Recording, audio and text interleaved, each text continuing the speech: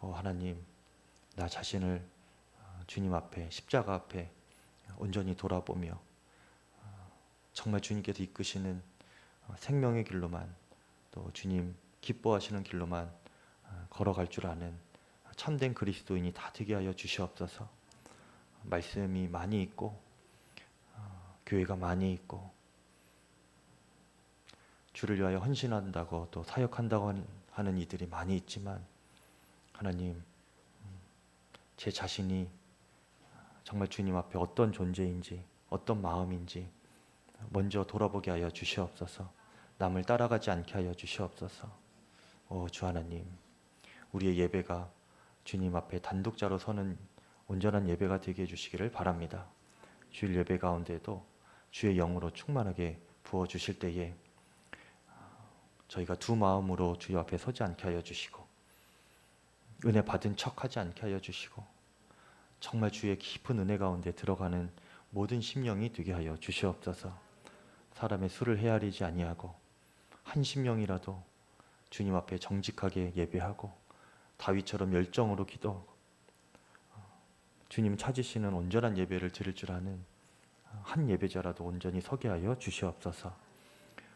오늘 말씀 가운데 주님 친히 역사하여 주시기를 소망합니다. 하나님 아버지께서 성령으로 말씀하여 주시고 우리 각자의 심령 가운데 정말 주님의 어미하신 말씀 앞에 무릎 꿇는 시간이 되게 하여 주시옵소서. 주 예수님의 이름으로 기도드립니다. 아멘.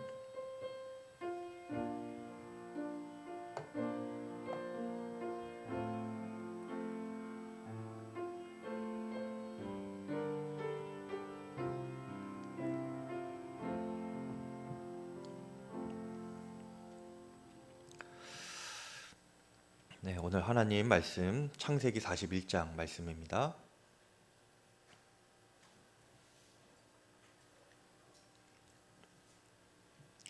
창세기 41장 봉독을 37절에서 46절까지 하겠습니다. 창세기 41장 37절에서 46절까지입니다. 소리가 잘 나가나요?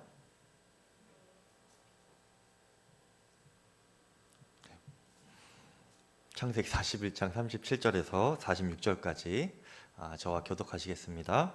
바로와 그의 모든 신하가 이 일을 좋게 여긴지라. 그의 신하들에게 이르되 이와 같이 하나님의 영에 감동된 사람을 우리가 어찌 찾을 수 있으리요 하고, 요셉에게 이르되 하나님이 이 모든 것을 내게 보이셨으니 너와 같이 명철하고 지혜 있는 자가 없도다. 나는 내 집을 다스리라. 내 백성이 다 내 명령에 복종하리니 내가 너보다 높은 것은 내 왕좌뿐이니라. 바로가 또 요셉에게 이르되 내가 너를 애굽 온 땅의 총리가 되게 하노라 하고, 자기의 인장 반지를 빼어 요셉의 손에 끼우고 그에게 세마포 옷을 입히고 금 사슬을 목에 걸고 자기에게 있는 버금수레에 그를 태우매 무리가 그의 앞에서 소리 지르기를 엎드리라 하더라. 바로가 그에게 애굽 전국을 총리로 다스리게 하였더라. 바로가 요셉에게 이르되 나는 바로라. 애굽 온 땅에서 내 허락이 없이는 수족을 놀릴 자가 없으리라 하고, 그가 요셉의 이름을 사브낫 바네아라고 하고 또 온의 제사장 보디베라의 딸 아스낫을 그에게 주어 아내로 삼게 아니라 요셉이 나가 애굽 온 땅을 순찰하니라. 요셉이 애굽 왕 바로 앞에 설 때에 30세라. 그가 바로 앞을 떠나 애굽 온 땅을 순찰하니. 아멘. 자, 하나님의 말씀입니다. 오늘 말씀은 창세기 41장 전체의 말씀입니다. 여러분 창세기 41장 1절부터 펴주시고 들으시면 되겠습니다. 그 가운데 우리가 37절에서 46절까지만 봉독했는데요. 41장 전체를 오늘 좀 다루려고 합니다. 여러분 41장은요. 요셉이 드디어 총리가 된 내용입니다. 이것은 지난 시간 저희가 요셉이 감옥에서 애굽 왕의 두 관원장을 만났었지요. 술 맡은 관원장, 떡 맡은 관원장. 그들의 꿈을 해석해 주었습니다. 그리고 그 후에 2년이 지난 시점의 이야기입니다. 그래서 41장 1절을 이렇게 시작하죠. 만 2년 후에라고 시작을 합니다. 지난 시간에 제가 말씀을 마무리하면서 요셉에게 하나님의 다루심을 받아야 할 마지막 한 가지가 있다 말씀을 드렸는데 기억나시나요? 무엇이었죠?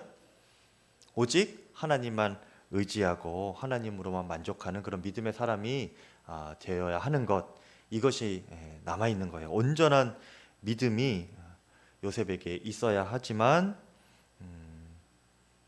그것이 아직 부족했던 거죠. 그래서 그는 약 2년의 시간을 더 감옥에서 보내야 했습니다. 성경에 그 2년의 시간이 어떠했는지 자세히 나오지는 않습니다. 하나도 기록이 안 돼요. 마치 요셉의 인생이, 그 2년이라는 인생이 지워진 것 같은 인생입니다. 그렇죠? 아무 의미도 없는 것처럼 느껴질 정도로 그렇게 한 줄도 기록되지 않는, 마치 잊혀진 듯한 2년의 시간을 이 요셉이 감옥에서 보내게 되는 거예요. 그런데 여러분, 그 잊혀진 것 같은 2년의 시간 가운데서 하나님은 여전히 일하고 계셨습니다. 그리고 기다리고 계셨어요. 그리고 이 2년이 지나서 드디어 이제 하나님께서 보시기에 때가 되었다 이렇게 생각을 하신 겁니다. 그래서 오늘 이제 2년이 지난 후에 하나님께서 일하기 시작하시는데 어떤 일을 시작하셨는가? 41장에 보면은 하나님께서 바로의 꿈에 이상한 꿈이 이렇게 나타나도록 그렇게 역사를 하십니다. 여러분, 제가 요셉 이야기를 시작하면서 그의 삶에 하나님이 직접 나타나시거나 또 이렇게 직접 말씀을 하시거나 어떤 기적과 같은 일들을 일으키신 것이 없다 이렇게 말씀을 드렸죠. 네. 그래서 우리의 삶과 가장 비슷한 성경 인물 중에 하나가 바로 이 요셉이라고 했습니다. 우리 삶도 그렇잖아요. 직접 말씀해 주신 거 들으신 분 계신가요? 큰 기적이 일어나고 내가 손을 얹으니까 병이 고쳐졌고 이런 분들 계신가요? 아니면 내가 그렇게 병을 막 이렇게 기적적으로 고침을 받았다. 간혹 있는 것 같은데 우리 중에는 없죠. 네. 비슷합니다. 요셉과 우리의 삶이. 그런데 하나님께서는 여전히 요셉의 삶에 일하고 계셨어요. 그를 주목하고 계셨고 그의 삶을 그가 태어나기 전부터 계획하고 계셨고 보이지 않는 곳에서 신실하게 진행을 하고 계셨습니다. 여러분, 요셉 이야기가요, 신기하게 요셉이 꿈을 꾼 이야기로 시작을 하죠.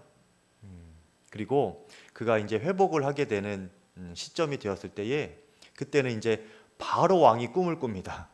꿈에서 시작해서 꿈으로 이렇게 클라이막스가 되는 거예요. 이런 것들을 보면 하나님께서 뭔가 이렇게 짜임새 있게 요셉의 삶을 지금 기획하고 계시다 이런 것이 좀 느껴지지 않으시나요? 이제 꿈으로 시작해서 꿈으로 이렇게 딱 끝나는. 여러분, 하나님은 우리가 의식하지 못하는 그런 무의식의 세계일 수도 있을 것 같아요. 우리가 보지 못하는 그 영의 세계 가운데에서 여전히 일하고 계십니다. 우리가 눈에 보이지 않는다고 해서 하나님이 안 계신 것이 아니고 우리가 피부로 경험하지 못했다고 하여서 하나님께서 우리를 외면하고 계시다는 것이 아니에요. 하나님은 언제나 우리를 주목하고 계시고 우리를 위하여 일하고 계십니다. 우리가 살면서 너무 문제가 겹치고 또 하나님 하는 일마다 잘 안 되고 그래서 하나님이 안 계신 것 같고 내가 나만 버림받은 것 같다 이렇게 느껴질 때가 간혹 있지요. 근데 여러분, 그럴 때마다 우리가 꼭 기억해야 됩니다. 지금 이 순간에도 나의 삶은 잊혀진 것이 아니라 사람들은 나를 잊을지라도 하나님은 나를 잊지 않고 계시다. 나를 기억하고 계시고 주목하고 계시다. 그리고 나를 위하여 일하고 계시다. 이것을 여러분 꼭 기억하실 수 있기를 바랍니다. 그리고 하나님은 무슨 일을 하십니까? 하나님께서 됐다 하시는 그 때까지 하나님은 이렇게 우리의 삶을 조율하고 계시는 겁니다. 그리고 우리 주변을 또한 하나님께서 우리에게 가장 합당한 모양으로 이렇게 조율을 하고 계시는 거예요. 지금 요셉의 삶이 그러는 것이죠. 하나님의 계획, 요셉을 향한 하나님의 뜻은 무엇이었냐면요, 이 바로 왕을 애굽의 최고의 권위자를 사용하셔서 요셉을 높이시는 거였습니다. 그게 하나님께서 디자인하신 요셉의 삶이었어요. 그래서 이제 바로 왕에게 오늘 꿈을 주셨는데 그 꿈이 어떤 꿈이었냐? 해석이 불가능한 꿈이었습니다. 바로 왕의 뛰어난 술사들도 능력 있다 하는 그런 바로 왕의 신하들도 이 꿈을 들었을 때에 무슨 내용인지 도무지 갈피를 못 잡는 거예요. 좀 이렇게 흉내라도 내고 좀 이렇게 거짓말로라도 이렇게 둘러댈 수도 있을 텐데 도무지 갈피를 못 잡는 그런 해석 불가능한 꿈이었습니다. 근데 그게 왜 그런 거예요? 하나님이 주신 꿈이니까. 하나님의 계획이니까. 세상 사람들은 도무지 해석할 수가 없는 것입니다. 여러분, 술사들일수록 더 해석을 못하는 거예요. 왜냐? 술사들이라는 사람들은 세상의 영에 더 일반인보다 충만한 사람들 아닙니까? 악한 영에 사로잡힌 사람들일 수도 있죠. 해석하는 것 자체가 그런 방향인 것입니다. 생각하는 것 자체가 세상의 영인 거예요. 그러니까 하나님의 영에 충만한 지금 이 요셉에게 주신 요셉을 위하여서 바로 왕에게 주신 이 하나님의 꿈을 술사들은 세상의 지식인들은 지혜자들은 해석을 하지 못하는 것이죠. 해석을 만약에 하더라도 아주 엉뚱한 해석을 하게 되는 것입니다. 그러니까 이 사람들이 아예 그냥 요 해석을 바로 왕 앞에 꺼내지도 못하는 거죠. 제가 예전에 한번 말씀을 드린 적이 있는 것 같은데 제 큰아들 온우의 이름을 지을 때입니다. 제가 온우를 이제 제가 임신한 건 아니지만 아내가 임신을 하게 되고 적절한 말이 생각이 안 나네요, 갑자기. 첫 아이를 이제 갖게 되고 그때부터 이제 매일 기도를 했어요. 새벽마다 이 아이를 위하여서 계속 기도를 하면서 아이가 어떻게 자랐으면 좋겠다. 또 하나님께서 이 아이가 어떻게 자랐으면 좋겠는지 또 그 생각도 제가 기도 가운데 이렇게 좀 듣게 되고 그러면서 빠지지 않고 기도한 것이 무엇이었냐면 이 아이의 이름을 짓는 거였어요. 하나님 어떤 이름으로 지으면 좋을까요? 하나님께서 주시는 이름을 좀 확신하게 해주십시오. 그 10달 동안 계속 기도했는데 이렇다 할 이름이 딱 붙잡아지지 않는 겁니다. 뭐 후보는 여러 가지 있었어요. 뭐 여디디아도 있었고 뭐 여러 가지 있었습니다. 뭐 온유도 있었고 또 막 여러 가지 있었어요. 그런데 어느 날 그 모든 것들이 다 이렇게 마음에 확 와닿지는 않더라고요. 그런데 예정일이 이제 지나버린 거예요. 근데 그때까지도 이 이름이 안 온 겁니다. 이게 제 마음에. 그러다가 예정일이 며칠 지난 시점에 새벽에 문득 하나님께서 기도하는 가운데 온우라는 이름이 생각나게 하시는 거예요. 이게 온우라는 이름을 준 것이 아니고 온유한 친구, 하나님의 온유한 친구. 모세처럼 지면에서 가장 온유하고 또 하나님의 친구라 불릴 수 있는 그게 모세 아닙니까? 그렇죠? 그래서 온유할 온자에 벗우자 이렇게 해서 온우라고 했습니다. 근데 온유할 온자는 없어요, 여러분. 찾아보시면 아시겠지만 따뜻할 온자만 있습니다, 한자로는. 그래서 한자로는 따뜻할 온자에 벗우자인데 뜻은 하나님의 온유한 친구 그렇게 받은 거예요. 딱 하나님께서 주신 이름 같죠, 여러분이 생각해도. 그날 새벽에 제가 이 이름이구나. 그래서 온유도 아니고 여러분 온우입니다. 우.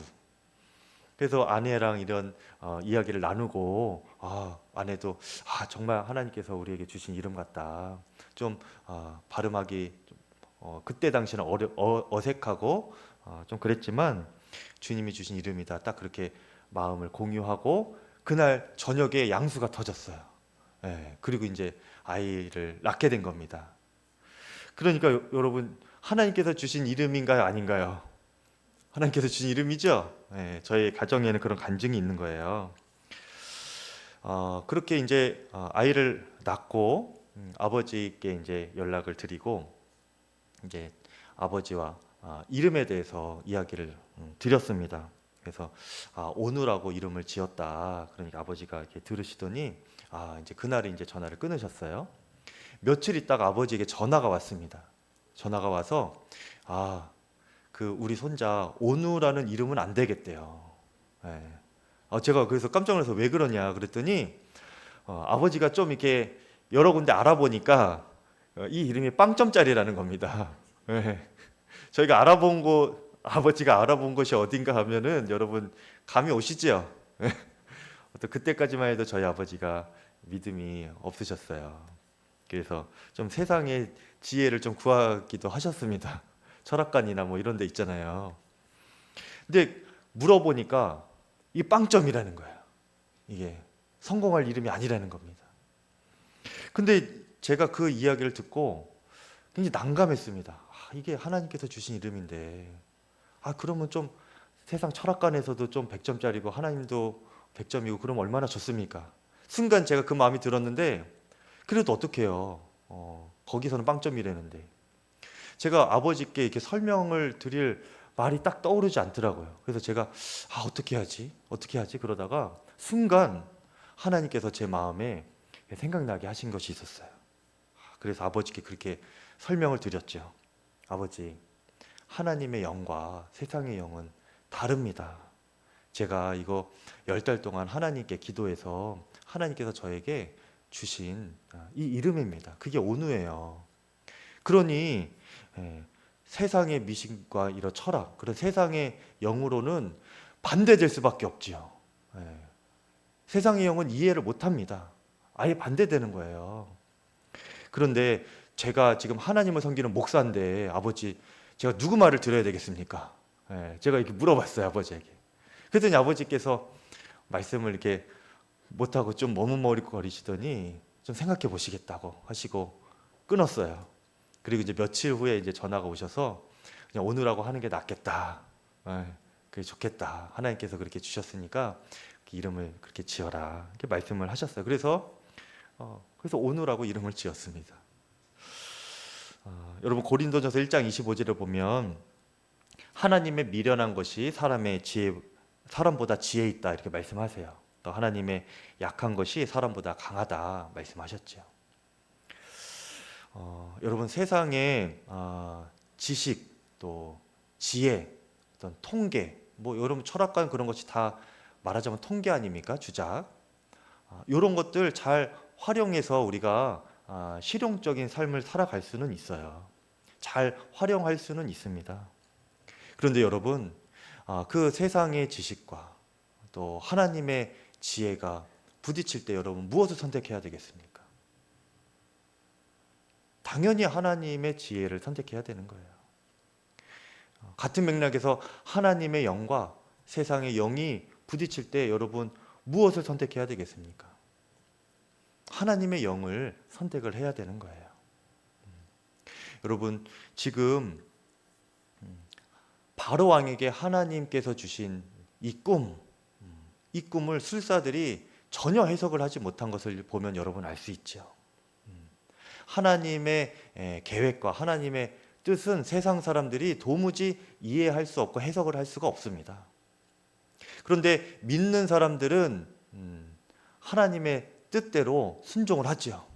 세상 사람들은 때로는 바보라고 합니다. 그러면 손해본다고 해요. 그런데 믿는 사람들은 그 하나님께서 주신 말씀과 계획을 순종하게 됩니다. 왜 그러죠? 세상의 영에 충만한 것이 아니라 하나님의 영에 충만해 있기 때문에 그렇죠. 그러니 우리가 이런 충돌되는 상황이 올 때에 세상에 귀 기울이는 것이 아니라 하나님의 말씀에 귀 기울일 줄 아는 저와 여러분 되실 수 있기를 축복합니다. 지금 그런 상황인 거예요. 하나님께서 바로 왕에게 꿈을 주셨을 때에 세상 능력자들은, 술사들은 전혀 해석을 하지 못하였습니다. 그러니까 아무도 지금 이 꿈을 갈피를 못 잡고 있는 겁니다. 바로 왕이 답답하죠. 심상치 않은 꿈인 것 같긴 한데, 그런데 그때 세상은 풀지 못할 때에 갑자기 이 술 맡은 관원장에게 갑자기 한 기억이 떠오릅니다. 2년 동안 전혀 기억이 안 났던 요셉이 떠올라요. 요셉이 자신의 꿈을 잘 해석해 주어서 지금 바로왕 앞에까지 2년 동안 잘 지내온 거잖아요. 그것을 이제 바로왕에게 설명을 해 주었습니다. 그랬더니 이제 이 바로왕이 그래, 그런 사람이 있느냐 그러면서 당장 그 히브리 노예를 데려가 와라. 그래서 이제 요셉이 다 단장을 하고 잘 씻고 바로왕 앞에 섰지요. 그랬더니 이제 바로왕이 요셉에게 설명을 해줍니다. 내가 간밤에 이런 꿈을 꿨다. 근데 굉장히 요상하고 좀 의미심장한 것 같은데 그 누구도 해석을 못하더라. 그런데 듣자하니 너는 꿈을 해석하는 능력이 뛰어나다 하던데 한번 해석을 해줘 봐라. 이렇게 지금 바로왕이 요셉에게 요청을 하는 겁니다. 근데 여러분, 지금 이 상황이요, 요셉은 지금 히브리 젊은 노예죠. 그리고 죄수입니다. 심지어는. 그런데 이런 사람이 이집트 제국의 파라오 왕 앞에 서 있는 것 자체도 말이 안 되는 거예요. 이런 사람이 왕 앞에 섰다는 것은 대부분 뭐예요? 죽음을 판결받기 위해 서는 거예요. 그런데 지금은 그런 상황이 아닙니다, 여러분. 이 대제국의 왕이 한낱 히브리 노예, 그리고 죄수의 신분인 이 한 사람에게 부탁을 하는 겁니다. 지금 나의 꿈을 한번 해석해 다오. 내가 좀 답답해 죽겠다. 이렇게 요청하는 거예요. 이 상황 자체가요, 여러분, 말이 안 되는 상황인 겁니다. 사람이 아무리 노력을 한다 해도 이런 상황을 연출을 할 수가 없는 거죠.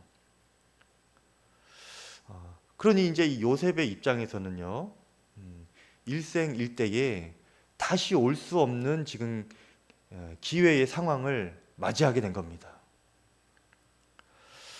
그러면 여러분, 이 상황에서 어떻게 해야 됩니까? 어떻게든 기회를 잡아야죠. 그렇죠. 언제 한번 그 제국의 왕 앞에 서겠습니까? 제가 바로 그 사람입니다. 사람 잘 보셨습니다. 왕이시여, 제가 정말 그런 능력이 있습니다. 제가 적임자입니다. 부디 저를 등용하시옵소서. 이렇게 해야 되는 건 아닙니까, 여러분? 어떻게든 기회를 잡아야 되잖아요. 일단은 기회를 잡아야 되잖아요. 그런데 요셉이 그렇게 하지 않았어요. 제가 적임자입니다. 제가 정말 그런 능력이 있습니다. 저 술 맡은 관원장도 제가 그렇게 해서 바로왕 앞에 지금 서 있는 겁니다. 그렇게 하지 않고요, 이때 요셉이 아주 기가 막히게 대답을 합니다. 16절에 요셉이 바로에게 대답하여 이르되 내가 아니라 하나님께서 바로에게 편안한 대답을 하시리이다.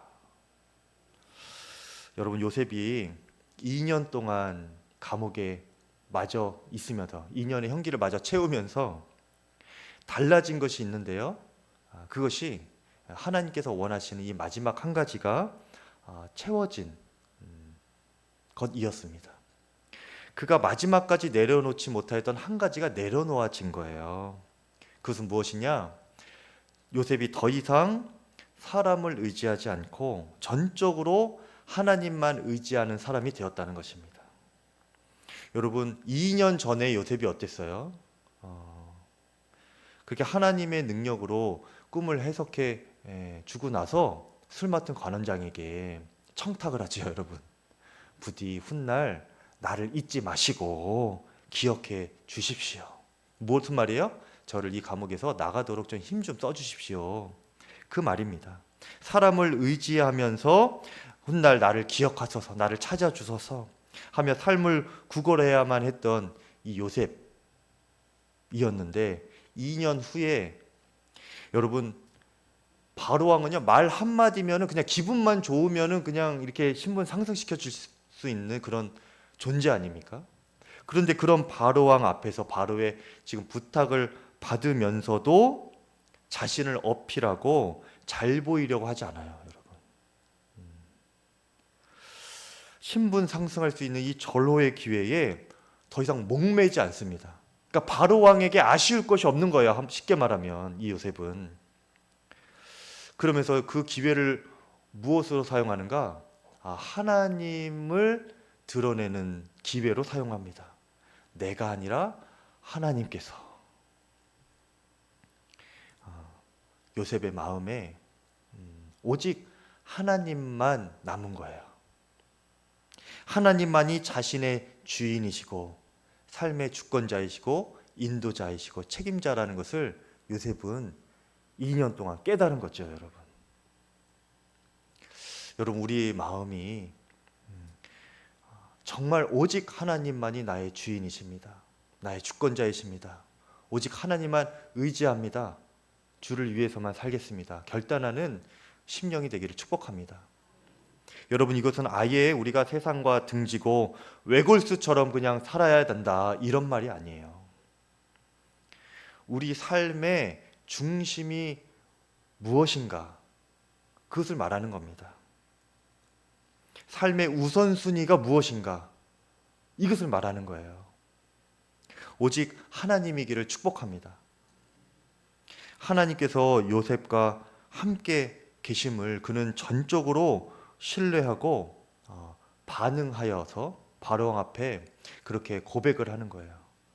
그는 지금 하나님과 완전한 연합을 이룬 겁니다. 하나님이 높여지시는 것이 자기가 잘 되는 것이라고 생각을 하는 거예요. 그러니 하나님만 높이는 것이죠. 여러분, 이것은 믿는 사람이라고 해서 마땅히 생기는 그런 믿음은 아닙니다, 여러분. 요셉의 삶을 여러분 쭉 보셨잖아요. 요셉이 이 믿음을 위하여서 10년 넘게 포로 생활을 하고, 노예 생활을 하고, 또 감옥 생활을 하고, 또 2년 또 추가로 집중 훈련을 받고, 그렇게 인내하는 시간을 지나서야 아무도 찾지 않는 그런 감옥 안에서 아무도 기억하지 않는 것 같은 그런 삭제된 것 같은 인생의 쓴 기간을 살아낸 후에야 얻은 믿음입니다. 결론이 뭐예요? 나에게는 하나님밖에 없다라는 것입니다. 내가 높아지는 것이 아니라 하나님께서만 영광 받으셔야 된다. 그 고백이 요셉에게 있었던 것입니다. 그때 감옥에서 어느 그런 회심의 순간이 있었겠죠? 딱 깨달음의 순간이 있었겠죠? 각성이라고 하죠, 요즘에는. 그런 각성 모먼트가 요셉에게 딱 있었지 않겠습니까? 내가 그것을 하나를 내가 버리지 못했었구나. 내가 믿음으로 산다고 하고 하나님께서 나와 함께 계신다고 그렇게 생각하면서 성실하고 책임감 있게 지금까지 언제나 그렇게 살아왔지만 내가 결정적인 순간에 내가 사람을 의지했었구나. 내가 그 술 맡은 관원장에게 청탁을 했었던 그때가 하나님께 지금 너무 부끄럽다. 이렇게 느꼈던 그런 각성 모먼트가 있었지 않겠습니까? 그 순간을 지나고 이제 이 요셉이 마지막 하나까지 다 내려놓고 믿음의 온전한 연단을 받은 후에 지금 2년이 지나서 그의 믿음이 결정적인 순간에 드러난 것입니다. 내가 아니라 하나님께서 당신에게 대답을 하실 것입니다. 여러분, 우리 모두 이렇게 멋진 대답을 할 수 있는 그리스도인 다 되시기를 축복합니다. 주님이 하셨습니다. 무엇을 하든지 주님이 하셨습니다. 여러분, 그렇게 고백하실 수 있기를 바라요. 그런 인생을 하나님께서는 어떻게 하는가? 그냥 두지 않으세요. 그때부터 비로소 마음껏 사용하십니다. 33절에서 36절에 보면요, 그렇게 믿음이 이제 온전해진, 하나님과 마음이 완전히 연합한 그런 요셉에게 하나님께서 꿈을 해석하는 능력뿐만 아니라, 이전까지는 그 능력을 주셨잖아요. 그런 능력뿐만 아니라 현실을, 실제의 삶을 살아갈 수 있는 현실적인 대안을 낼 수 있는 하늘의 지혜까지 주십니다. 그래서 그 지혜로 꿈을, 바로의 그런 알쏭달쏭한 꿈을 해석해 줄 뿐만 아니라 하나님께서 주시는 현실을 살아갈 수 있는 지혜로 실제적인 대안까지 바로 왕에게 이제 제시를 하게 돼요. 바로 왕의 꿈을 듣고 이 요셉이 그 꿈을 해석해 주면서 대안을 이렇게 마련해 주는데 세 단계입니다. 7년 풍년과 7년 흉년이 있을 것입니다. 먼저 이렇게 말해줘요. 그런데 두 번째로는 바로 왕이시여 명철한 또 지혜 있는 사람을 등용하셔서 이 풍년과 흉년을 잘 대비하시기를 바랍니다. 이렇게 말을 해줘요. 그리고 특히 마지막으로는 풍년이 되었을 때에, 먼저 7년 풍년이 오게 되죠. 이 먼저 오는 풍년일 때에 훗날 오게 될 수 있는 흉년을 잘 대비하셔야 됩니다. 그래서 국민이 풍년 때에 사치하지 않고 낭비하지 않게 잘 거두어서 저장을 해 두십시오. 이렇게 아주 구체적으로 대안을 설명해 줘요. 놀라운 것은요, 이것이 이제 바로 왕의 꿈을 듣고 그 꿈을 해석해 주고 며칠 있다가 고민하고 내놓은 대안이 아니라는 겁니다. 여러분, 이거 거의 국가 정책 수준이잖아요. 그렇죠? 굉장히 중요한 계획인 겁니다. 그런데 이 생각이요, 며칠 몇 달 고민해서 나온 것이 아니라 꿈을 듣고 해석하면서 동시에 그렇게 즉석에서 나온 거라는 거예요. 이것은 무엇을 의미합니까? 하나님께서 요셉의 머리에 하늘의 지혜를 심어 주셨다는 거예요. 생각을 넣어 주신 겁니다. 현실을 살아가고 또 앞날을 예측해서 대비할 수 있는 그 완벽한 계획을 요셉에게 하나님께서 주시고 또 그렇게 이루어 가시는 것이죠. 지금 요셉이 어떻게 된 것이냐면, 이것은 이미 하나님의 계획이 다 세워져 있는 거잖아요. 그리고 이 계획을 이제 하나님께서 실행하시는데, 이 실행하시는 일 가운데 하나님의 가장 손에 익은 도구로 요셉을 지금 사용하고 계시는 것이죠. 먼저는 대안을 마련하고 이제 이따가 보면은 이거를 실행해 나갑니다, 요셉이. 여러분, 우리가 믿음으로 살아갈 때에 정말 하나님의 손에 가장 익은 쓰임받는 도구로 살아갈 수 있기를 축복합니다. 그렇게 내가 하나님의 가장 손에 익은 도구가 되게 해주십시오. 이런 사모함이 여러분에게 있기를 바랍니다. 근데 여러분, 하나님이 아무나 붙잡고 사용하지 않으세요. 왜 나만 이렇게 일합니까? 이렇게 불평하지 마시기를 바라요. 여러분, 쓰임 받을 때가 감사한 겁니다. 아무나 이렇게 붙잡고 사용하시는 게 아니라니까요. 여러 도구가 있어도 하나님께서 익숙하게 가장 빈번하게 찾는, 그리고 필요할 때, 급할 때 가장 이렇게 생각나시면서 불러서 이렇게 사용하시는 하나님 손에 가장 익은 도구가 있어요. 그게 바로 이제 요셉과 같은 사람인 것이죠. 바로 자신의 삶을 전적으로 주님께 맡길 줄 아는 삶입니다. 하나님의 말씀이라면 절대적으로 순종할 수 있는 준비가 되어 있는 사람, 그 사람을 하나님이 가장 손에 익은 도구로 사용하시는 거예요. 여러분, 저도요, 저 같은 사람만 해도 누군가 이렇게 부탁을 하고 누군가 동역을 할 때 이렇게 좀 부탁을 하고 한번 이렇게 좀 거절을 하면은 다시는 또 부탁을 하기가 싫더라고요. 그러니까 어떤 사람이 제일 편하냐? 나도 힘든 건 알지요. 어려운 부탁인 줄 알지요. 그런데 그렇게 부탁을 했는데 그럼 해보지요.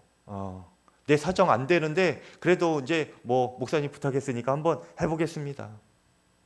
이런 분이 정말 귀하더라고요. 같이 일할 맛이 나는 것 아닙니까? 하나님은 어떠시겠습니까? 우리의 마음을 아시는 분이신데, 그렇죠? 우리가 어떤 상태인지, 또 우리가 순종하기 어려운 그런 마음 상태인 것도 주님은 다 아세요. 그런데 그럼에도 불구하고 하나님이 우리에게 콜링을 하셨다 하는 것은 무엇입니까? 기대를 하시는 거예요.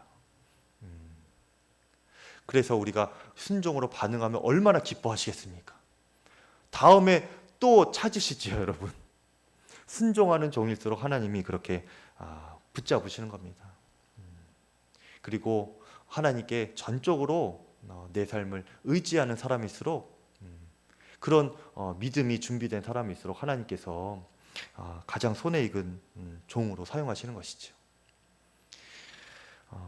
그리고 그런 사람을 보면서 세상이 이렇게 말을 합니다. 38절에 바로가 그의 신하들에게 이르되 이와 같이 하나님의 영에 감동된 사람을 우리가 어찌 찾을 수 있으리요.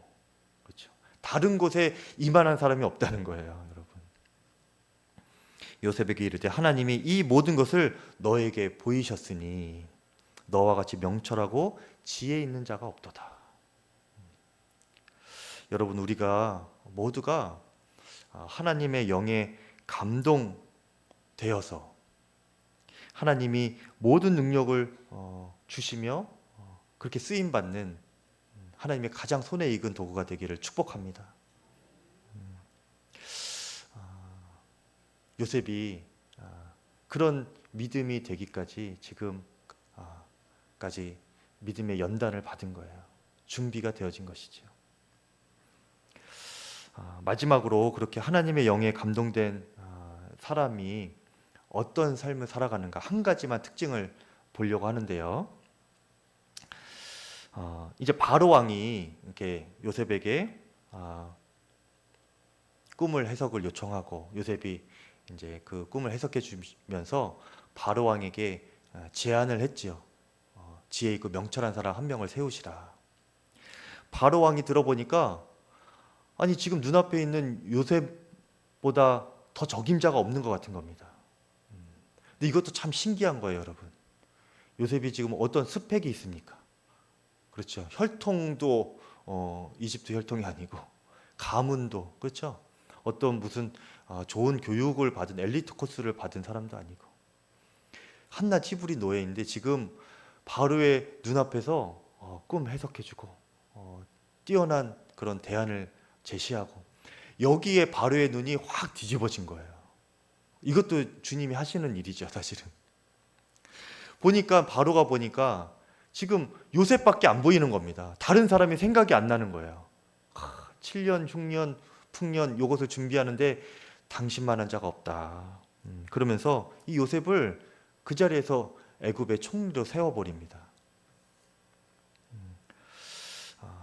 그러고 나서 이제 성경이 이 요셉이 이제 세워진 애굽 총리의 자리가 어떤 자리인지 아주 친절하게 구체적으로 우리에게 알려줍니다.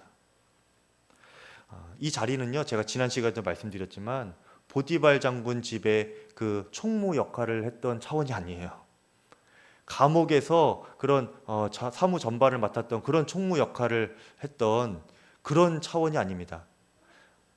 비슷한 유형의 역할이긴 하지만 질적으로 차이가 나는 거예요. 바로 왕이 자신의 인장 반지를 빼서 요셉에게 줍니다. 이것은 무엇이냐면 결재권을 의미하는 거예요. 그래서 대신들이 뭐 이런 일을 하겠습니다, 이런 일을 하겠습니다 이렇게 결재 받으러 올 때 바로 왕에게 가는 것이 아니라 요셉에게 와서 그 결재를 받는 겁니다. 그런 결재권을 왕 대신 결정하고 결재할 수 있는 그 결재권을 이 요셉에게 준 거예요. 그러니까 요셉 한마디면은 나라 안에서 웬만한 일들은 다 되는 겁니다. 또 요셉이 세마포 옷을 입었다고 했어요. 노예의 옷이 아니라 세마포 옷을 입게 되고, 또 표현이 재미있는데 금사슬을 목에 걸었다고 합니다. 노예로 끌려갈 때 쇠사슬에 묶여서 끌려갔겠죠. 근데 쇠사슬이 아니고, 노예로 끌려가는 쇠사슬이 아니고 총리의 금사슬을 이렇게 두르게 된 거예요. 그리고 이게 맨발로 걸어간 것이 아니라, 예전에 그런 삶이었는데 이제는 수레를 타고 갑니다. 어떤 수레냐? 수레 이름이 뭐라고 나오냐면 버금수레예요. 버금수레. 버금이 무슨 뜻인지 알죠? 예, 으뜸, 버금 이렇게 되죠. 두 번째라는 겁니다. 바로 왕 다음에 이 제국의 2인자라는 말이죠. 그러면서 이제 바로 왕이 이 요셉의 권세를 이제 확정지어주는 아주 못을 박는 한마디를 해주는데 44절입니다. 바로가 요셉에게 이르되 나는 바로다. 애굽 온 땅에서 너의 허락 없이는 수족을 놀릴 자가 없으리라. 아, 너무나 멋진 말 아닙니까, 여러분? 너 마음대로 해라. 나는 너에게 전권을 위임한다. 이렇게 지금 말하고 있는 거예요. 요셉은 그야말로 그가 오를 수 있는 최고의 자리에 오른 것입니다. 이집트 왕은 못 되겠죠. 이집트 왕은 혈통적으로 정해져 있기 때문에. 그런데 사람이 노력해서 오를 수 있다면 최고의 자리 아닙니까? 왕의 2인자 자리. 근데 이 요셉은 자기가 노력한 것도 사실은 별로 없어요. 왕 그 총리의 자리에 올라가려고. 근데 그 자리까지, 최고의 자리까지 지금 한순간에 오른 겁니다. 그의 나이 30세에. 여러분, 근데 이렇게 되면은요, 사실은 더 이상 이룰 것이 없지요. 더 위에는 왕밖에 없는데 왕은 왜 넘보면 안 되니까 더 이상 이룰 것이 없고, 그러니까 이제 마음에 사람이 어떻게 됩니까? 여유가 생기겠죠. 그리고 약간의 교만도 부리고 싶은 마음이 생기지 않겠습니까? 여러분, 그 자리까지 우리가 올라가지 못해서 그 마음이 어떤지는 확 와닿지는 않겠지만 한번 생각을 해보세요. 여러분이 딱 그 자리에 올라갔어요. 한순간에, 하루아침에. 그러면 약간의 교만도 부리고 싶고 여유도 부릴 수 있을 법한데, 이 요셉이요, 이 총리가 되자마자 어떻게 하는가? 곧바로 이 애굽의 온 땅을 순찰하러 다니기 시작합니다. 46절에 요셉이 애굽 왕 바로 앞에 설 때에 30세라, 그렇죠? 그가 바로 앞을 떠나 애굽 온 땅을 순찰하니. 여러분, 애굽 왕 바로 그 앞에 섰을 때, 그때하고 그가 바로 앞을 떠날 때하고 지금 중간에 설명이 없어요. 다른 일을 하지 않았다는 겁니다, 여러분. 세움 받자마자 바로 그 왕을 떠나서 순찰을 하러 간 거예요. 일하러 간 거죠, 한마디로 말하면. 여러분, 사람이요, 이 사람이 정말 준비된 사람인가 아닌가, 이것을 알 수 있는 것은 그 사람에게 주어진 자리를 대하는 태도를 보면은 알 수가 있는 것입니다. 여러분, 사람이 자리에 따라서, 자기가 세워진 자리, 자기가 처한 자리에 따라서 이렇게 흔들리기가 쉬워요. 이렇게 우리가 어느 자리에 있다가 조금만 밑에 내려가도 조금 안 좋아지는 상황이 되기만 해도 마음이 흔들립니다, 여러분.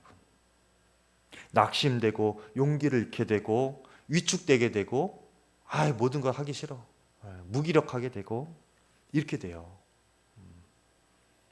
자리 하나만 바뀌어도, 위치 하나만 바뀌어도 사람의 마음이 그렇게 흔들립니다. 변해요.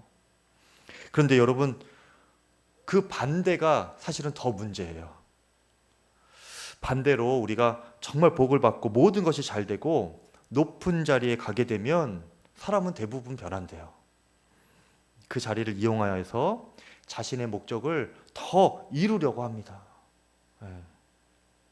하나님까지 이용하면서 자신의 자리를 계속 지키려고 하고 더 높아지려고 하고, 처음 받았던 하나님의 사명은 뒷전일 때가 많아요.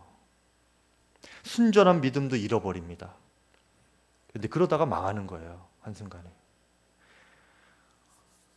구약 성경의 솔로몬 왕이 그랬죠. 솔로몬 왕의 말로가 여러분 나라가 망하는 겁니다. 여러분 성도는요, 높아져도 낮아져도 흔들리지 않는 그런 사람이어야 하는 것입니다. 요셉이 지금까지 그 훈련을 받은 거예요. 낮은 자리에 있을 때 그가 여전히 최선을 다했어요. 그런데 마지막 한 가지가 부족했었죠. 오직 하나님으로만 만족하고 하나님께만 순종할 수 있는 그런 상태가 아니었었습니다. 온전한 믿음이 아니었어요. 그래서 하나님이 그를 2년 동안 더 감옥에 있게 하신 것이지요. 여러분 근데 인간적으로 보면 사실은 억울함이 있지요. 그렇죠? 사람을 의지해서라도 그 감옥을 나가고 싶은 것이 그것이 보통 사람들의 마음 아닙니까? 그런데 여러분 하나님은 그것까지도 허용하지 않으신 거예요. 요셉에게. 왜 그러죠? 요셉에게 세워두신 하나님의 계획이 있거든요. 그런 인간적인 모습이나 연약함이나 나약함에 머물러만 있으면 안 되는 그런 사람이 바로 요셉인 겁니다. 하나님은 요셉에게 온전한 믿음을 요구하신 거예요. 그리고 그때까지 기다리신 것이죠. 요셉을 향한 하나님의 계획이 크시기에 요셉이 더 이상 그런 인간적인 연약함에 굴복하지 않기를 주님은 바라신 것입니다. 힘들어도 요셉이 감옥에서 그 인내 시간을 겪으면서 그 마지막 붙잡은 인간적인 것들을, 인간을 의지하는 모습들을 버리기를 원하셨던 것이죠. 그리고 마침내는 하나님께서 그의 심령을 보시고 애굽의 총리로 올리셨습니다. 그때 요셉이 교만하지 않았어요. 나태하지 않았습니다. 이 모든 상황이 회복되고 일생일 때 가장 큰 복을 받고 있는 지금 이 상황에도 요셉이 어떻게 해요? 하나님을 향한 태도가 변하지 않았어요. 그에게 주어진 사명의 길을 묵묵히 걸어갑니다. 왜 그렇죠? 자기가 높아졌다고 해서 자기의 마음이 흔들릴 수가 없었던 것이 그의 중심추는, 마음의 중심은 이미 하나님으로 바뀌어 있었거든요.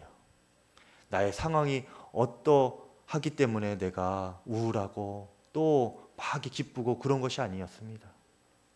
환경이나 자리에 마음의 중심이 있는 것이 아니었고요. 마음의 중심이 오직 하나님 한 분으로 고정되어 있었던 것이지요.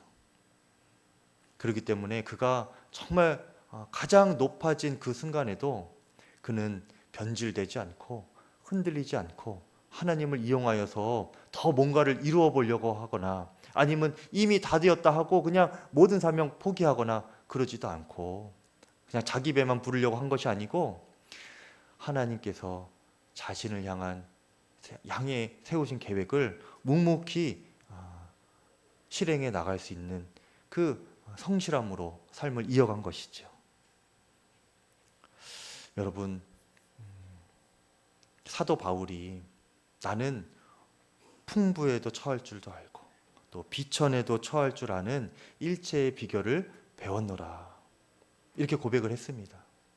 근데 그 사도 바울이 그 고백을 하기까지 엄청난 고난을 당했어요.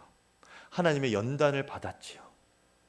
그러고 나서 이 바울은요, 삼층천에도 올라가서 보는 그 능력이 있었음에도 불구하고 자랑하지 않았습니다. 오직 십자가만 자랑했어요. 수많은 고난을 당했을 때에도 그는 사명을 포기하지 않았습니다. 나의 달려갈 길과 그리스도 예수께 받은 사명을 감당하기에 부족함이 없는 열심으로 끝까지 생명을 다하여서 마지막 날까지 사명을 감당했던 사람이 바울이었어요. 사도 바울. 내게 능력 주시는 자 안에서 내가 모든 것을 할 수 있느니라. 그의 중심이 오직 하나님이셨던 겁니다. 오직 예수 그리스도, 그분만이 중심이었기 때문에 풍부에 처해도 비천에 처해도 그가 흔들리지 않고 끝까지 사명을 감당할 수가 있었던 것이죠. 여러분, 오늘 요셉이 구약의 사도 바울인 거예요. 그리고 오늘 저와 여러분이 그런 존재가 되기를 하나님은 원하시는 것입니다. 여러분, 정말 여러분은 마음의 중심추가 오직 예수 그리스도이십니까? 예수님만 높아지기를 바라고 나는 사라지고 그는 흥하여야 하였겠고 나는 쇠하여야 하리라. 하나님의 손에 익은 도구로만 쓰임받게 하여 주시옵소서. 정말 이런 고백이십니까? 아니면 하나님을 이용해서라도 내가 높아져야 되고 내가 드러나야 되고 나의 뭔가가 이루어져야 되는 그런 하나님을 이용하는 그런 변질된 믿음입니까? 여러분, 우리가 이 갈림길 안에서 잘 돌아봐야 해요. 오직 하나님만 우리 마음의 중심이 되기를 축복합니다. 안 그러면 2년 더 기다려야 돼요, 여러분. 하나님께서 곧바로 높이시는 여러분 되시길 축복합니다. 2년 더 기다리지 마시고 우리 함께 기도합시다. 이 시간 기도할 때에 먼저 기도할 것은 하나님, 우리가 마음에 있는 세상의 영이 다 씻겨져 내려가게 하여 주시옵소서. 하나님의 영에만 감동된 그런 사람이 되게 하여 주십시오. 하나님만 생각하고 하나님 마음만 품고 하나님의 뜻을 이해하고 순종할 수 있는 하나님의 영에 사로잡힌 자가 되게 하여 주시옵소서. 먼저 그렇게 기도하겠습니다. 주의 이름 부르 기도하겠습니다. 주여, 할렐루야. 하나님